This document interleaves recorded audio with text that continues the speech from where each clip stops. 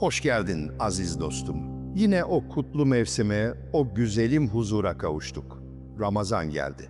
Ama gel bir dertleşelim. Bunca yıl oruç tuttuk, sahura kalktık. Peki kalbimiz gerçekten o ferahlığa erdi mi? Şah-ı Nakşibend Hazretleri, Kaddesallahu sirrahu, öyle bir sır veriyor ki, evlat diyor. Eğer sadece miden açsa, sen hala kendinlesin.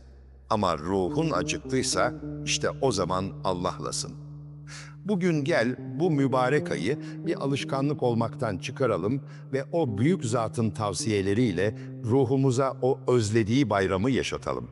Hazırsan bir kardeş sofrasında muhabbet eder gibi Ramazan'ın o saklı güzelliklerini beraber keşfedelim. Ramazan, ismi bile kalplerde bir ürperti, bir heyecan uyandırıyor. Peki nedir bu ayı bu kadar vazgeçilmez kılan? Neden milyarlarca insan aynı anda nefislerine gem vuruyor? Bu bir mahrumiyet mi yoksa bir hürriyet ilanı mı? İslam alimlerine ve özellikle büyük velilere göre Ramazan ruhun hapishanesinden kaçış biletidir. Şah-ı Nakşibend Muhammed Bahaettin Hazretleri Kaddesallahu sirrahu der ki, oruç sadece yemekten kesilmek değil, Allah'tan gayrı ne varsa ondan kesilmektir. Düşünün bir kere, modern dünya bize sürekli tüket diyor. Daha çok ye, daha çok al, daha çok konuş. Ama Ramazan gelir ve dur der. Dur ve kendine bak. İşte bu dur ihtarının arkasında yatan o muazzam enerjiyi keşfettiğinizde oruç tutmak sizin için bir yük değil, bir kanat olacaktır. Efendimiz Muhammed Mustafa sallallahu aleyhi ve sellem bir hadis-i şeriflerinde buyuruyor ki, eğer ümmetim Ramazan ayındaki hayır ve bereketi bilselerdi, bütün senenin Ramazan olmasını isterlerdi. Peki biz bu bereketin ne kadar farkındayız? Şah-ı Nakşibend Hazretleri Kaddesallahu sirrahu, müritlerine bu aya girmeden önce kalplerini tasfiye etmelerini, yani temizlemelerini tembih ederdi. Çünkü kirli bir kaba temiz su dökerseniz o su da kirlenir. Ramazan'ın o nurani suyu kalbinize dökülmeden önce kalbinizdeki haset, kin ve dünya sevgisi tortularını temizlemeniz gerekir. Bu bölüm boyunca bu temizliğin nasıl yapılacağını ve Ramazan'ın o ilk teravih namazıyla birlikte başlayan kozmik değişimi adım adım inceleyeceğiz. Gökyüzünde rahmet kapıları sonuna kadar açılırken cehennem kapıları kilitlenir. Bu bir iddia mı yoksa manevi bir gerçeklik mi? Büyük zatlar der ki, bu ayda yapılan her ibadet normal zamandakinden 70 kat daha değerlidir. Ama bir şartla, Şah-ı Nakşibend Hazretlerinin vurguladığı o huzur halini korumak şartıyla. Yani elin oruçta, dilin zikirde, kalbinse bizzat Allah'ta olacak Celle Celaluhu. Gelin şimdi vaktin nasıl bereketlendiğine, Şah-ı Nakşibend Hazretlerinin o meşhur zamanı ve nefesi kontrol etme metoduna bakalım. Oruç, zamanın farkına varmaktır. İmsakla iftar arasındaki o ince çizgide aslında bizler ölüme ve sonrasına hazırlanıyoruz. Açlık, insana acziyetini hatırlatır. Acziyetini anlayan insansa Rabbine en yakın olandır. İşte bu yüzden Ramazan, kibrin yerle bir olduğu, tevazununsa arşa yükseldiği bir aydır. İkinci bölüm, Kur'an ayı ve 11 ayın sultanı. Ramazan ayı, insanlara yol gösterici, doğrunun ve doğruyu eğriden ayırmanın açık delilleri olarak Kur'an'ın indirildiği aydır. Bu ayet-i kerime aslında her şeyi özetliyor. Ramazan'ı Ramazan yapan, Kur'an-ı Kerim'in yeryüzüne inmeye başladığı o muazzam andır. Şah-ı Nakşibend Hazretleri Kaddesallahu sirrahu, Kur'an-ı Kerim okurken adeta kendinden geçer, her bir harfin bir nur olduğunu söylerdi. Onun yolundan gidenler bilirler ki, oruç tutan bir bedenin okuduğu Kur'an semada yankılanır. Peki neden Kur'an bu ayda indi? Neden Cebrail aleyhissalatu vesselam her Ramazan'da Efendimiz sallallahu aleyhi ve sellemle mukabele yapardı? Çünkü açlık kalbin perdelerini inceltir. Mideniz doluyken kalbiniz hantal olur. Ama mideniz boşaldığında ruhunuzun kulakları açılır. İlahi kelamı daha derinden hissetmeye başlarsınız. Şah-ı Nakşibend Hazretleri Kaddesallahu sirrahu derdi ki, Kur'an okurken sanki o ayet o anda sana iniyormuş gibi oku. Ramazanda bu derinliğe ulaşmak çok daha kolaydır. Çünkü bu ayda şeytanlar zincire vurulur. İşte size bir sır. Şeytanların zincire vurulması demek sadece dışarıdaki o şer odaklarının durması değil, aynı zamanda insanın içindeki o karanlık dürtülerin de, yani nefsi emmarenin de zayıflaması demektir. Oruç o zincirin bizzatıdır. Efendimiz sallallahu aleyhi ve sellem bir hadisi şeriflerinde buyuruyor ki, oruç bir kalkandır. Şah-ı Nakşibend Hazretleri Kaddesallahu sirrahu bu kalkanı şöyle tarif eder. Bu kalkan seni sadece günahtan değil, Allah'tan uzaklaştıran her türlü boş düşünceden korur. Düşünsenize, bir ay boyunca bir zırh giyiyorsunuz. Bu zırhın içinde dedikodu yok, yalan yok, harama bakmak yok. Sadece nur var, sadece huzur var. Bu bölüm boyunca özellikle Ramazan'ın sabır boyutuna değinmek gerekir. Sabır imanın yarısıdır derler. Oruçsa sabrın bizzat uygulamalı mektebidir. Akşama kadar bir damla suya dokunmayan bir insan aslında iradesinin efendisi olduğunu kanıtlıyor. Şah-ı Nakşibend Hazretleri iradesini terbiye etmeyen birinin manevi yolda ilerleyemeyeceğini söylerdi. İşte oruç bu yolculuğun en önemli antrenmanıdır. Peki ya iftar sofraları? Hani o bitmek bilmeyen hazırlıklar? Şah-ı Nakşibend Hazretleri burada bizi uyarıyor. İftar vaktinde sofrayı donatıp mideyi bayram ettiren, orucun manevi lezzetinden mahrum kalır. O, az yemeyi ve sofradan hafif kalkmayı öğütlerdi. Çünkü asıl iftar, mideyi doyurmak değil, ruhu Rabbine sunmaktır. Orucun o süzülmüş, incelmiş enerjisini ağır yemeklerle bir anda yok etmemek gerekir. 3. bölüm. Şah-ı Nakşibend Hazretlerinin Kaddesallahu sirrahu oruç felsefesi. Şimdi meseleyi biraz daha derinleştirelim. Nakşibendi yolunun piri, kalplerin nakkaşı Muhammed Bahaüddin Şah-ı Nakşibend Hazretleri Kaddesallahu sirrahu orucu nasıl yaşardı? Onun için oruç sadece tan yerinin ağarmasından güneşin batmasına kadar süren bir eylem miydi? Kesinlikle hayır. Onun literatüründe daimi oruç diye bir kavram vardır. Halk içinde hak ile beraber olmak, halvet der encümen prensibi oruca nasıl yansıyor? Şah-ı Nakşibend Hazretleri Kaddesallahu sirrahu müritlerine şunu öğretirdi. Ağzın yemek yemiyor olabilir ama kalbin dünya hırsıyla besleniyorsa senin orucun sadece bir alışkanlıktır. Onun tavsiyesi kalp orucudur. Kalp orucu, Allah'tan gayrı her şeyi kalpten dışarı atmak, onun dışındaki her düşünceye niyet ettim oruç tutmaya diyebilmektir.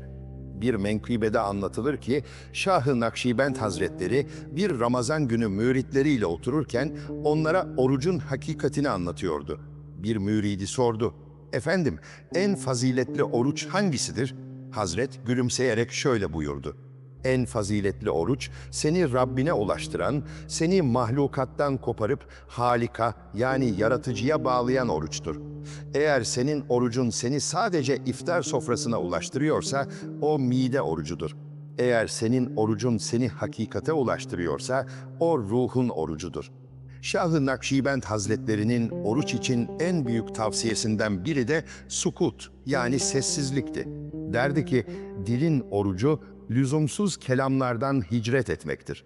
Ramazan boyunca az konuşmak, çok tefekkür etmek, kendi içine dönmek. Bugün bizler ne yapıyoruz? İftar saatine kadar televizyon başında, sosyal medyada vakit öldürüyoruz. Oysa Şah-ı Nakşibend Hazretleri için o vakitler altın saatlerdir. Her bir nefesin Allah diyerek alınıp verilmesi gereken anlardır. Onun bir diğer tavsiyesi de huşudur. Namazdaki huşu neyse, oruçtaki huşu da odur. Yani oruçlu olduğunun her an farkında olmak.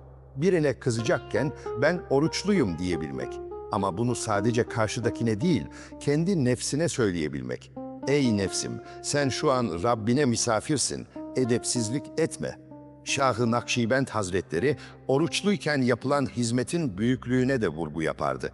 Bir yetimi sevindirmek, bir dula yardım etmek, bir garibin gönlünü almak, işte orucun cilası budur derdi. Oruç tutan insan merhametli olur. Çünkü açlığın ne olduğunu bizzat tecrübe eder. Ama bu merhamet sadece acımak değil, harekete geçmektir. Nakşibendi yolunda hizmet her şeyden üstündür. Oruçlu bir bedenin yorgun argın birine su taşıması, işte o su, o müminin cennet şarabı olur. 4. bölüm. Orucun gizli şifaları ve nefis terbiyesi. Oruç sadece bir ibadet değil, aynı zamanda hem biyolojik hem de ruhsal bir cerrahidir. Modern tıp bugün aralıklı oruç diyerek orucun mucizelerini yeni yeni keşfediyor. Ama Şah-ı Nakşibend Hazretleri ve ondan önceki Allah dostları bu cerrahi müdahaleyi 1000 yıldır nefis terbiyesi adı altında uyguluyorlar. Nefis, terbiye edilmemiş bir vahşi ata benzer. Onu doyurdukça azar, güçlendikçe sizi uçuruma sürükler. Şah-ı Nakşibend Hazretleri der ki, nefsi açlıkla terbiye edin. Çünkü o ancak aç kalınca diz çöker. Ramazan, bu vahşi atın ehlileştirilmesi ayıdır. Midenize giden yollar kapandığında, nefsinizin o kibri, o azgınlığı yavaş yavaş kırılmaya başlar. İşte o an, ruhunuzun o muazzam gücü ortaya çıkar. Peki, oruç tutarken neden bazen daha sinirli oluruz? İşte bu nefsin son çırpınışlarıdır. Şah-ı Nakşibend Hazretleri, Kaddesallahu sırrahu, müritlerini bu konuda çok sert uyarırdı. Oruçluyken kalp kıranın orucu sadece bir açlık oyunudur. Eğer orucunuz sizi daha şefkatli, daha sabırlı, daha anlayışlı yapmıyorsa, bir yerlerde hata yapıyorsunuz demektir. Gerçek oruç, öfkeyi yutmaktır.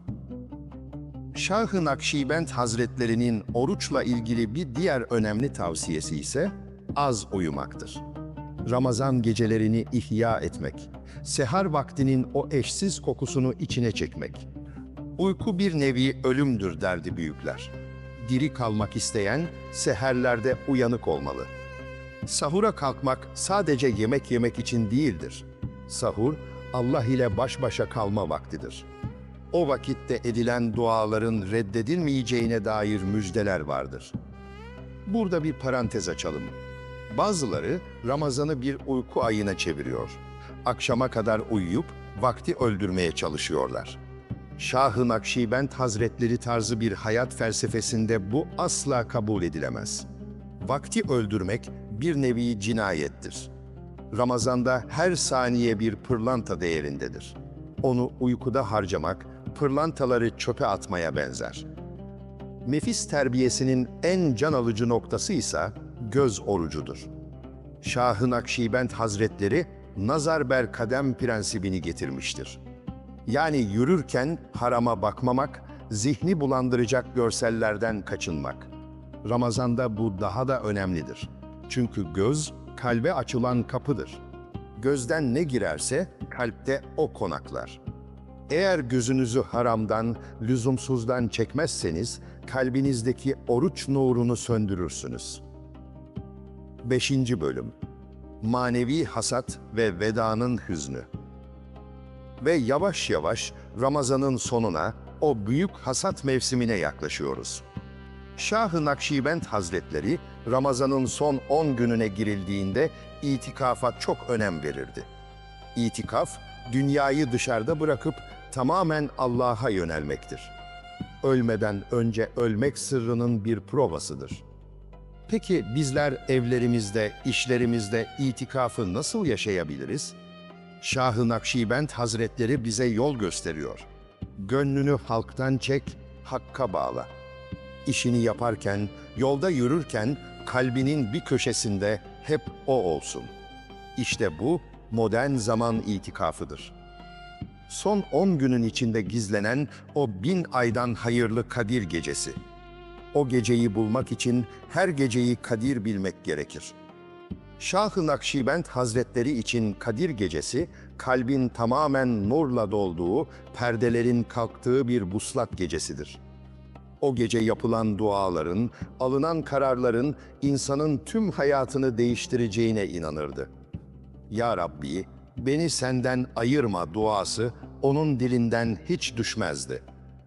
Ramazan biterken içimiz bir hüzün kaplar.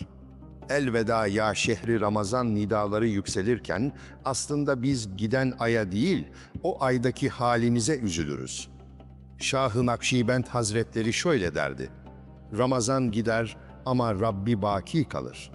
Eğer Ramazan'da kazandığın güzel ahlakı Şevval ayında kaybediyorsan, senin Ramazan'ın meyve vermemiş demektir. Asıl mesele, Ramazan'dan sonraki günlerde Ramazan gibi yaşayabilmektir. Oruç bitince dili serbest bırakmamak, namazı bırakmamak, yardımı kesmemek. Şah-ı Nakşibend Hazretlerinin müritlerine en büyük vasiyeti istikamettir. Yani doğru yolda kararlılıkla yürümek. Sonuç olarak dostlar, Ramazan bir başlangıçtır, bir bitiş değil. Şah-ı Nakşibend Hazretlerinin o eşsiz tavsiyeleriyle donanmış bir oruç bizi bizden alıp ona götürür. Unutmayın, oruç sadece aç kalmak değil, Allah'a doyulmaz bir susuzluk hissetmektir. Rabbim tuttuğunuz oruçları Şah-ı Nakşibend Hazretlerinin o samimiyetiyle kabul eylesin. Kalpleriniz nur, sofralarınız bereketli olsun. Bir sonraki yolculuğumuzda hakikatin izinde tekrar buluşmak üzere. Allah'a emanet olun.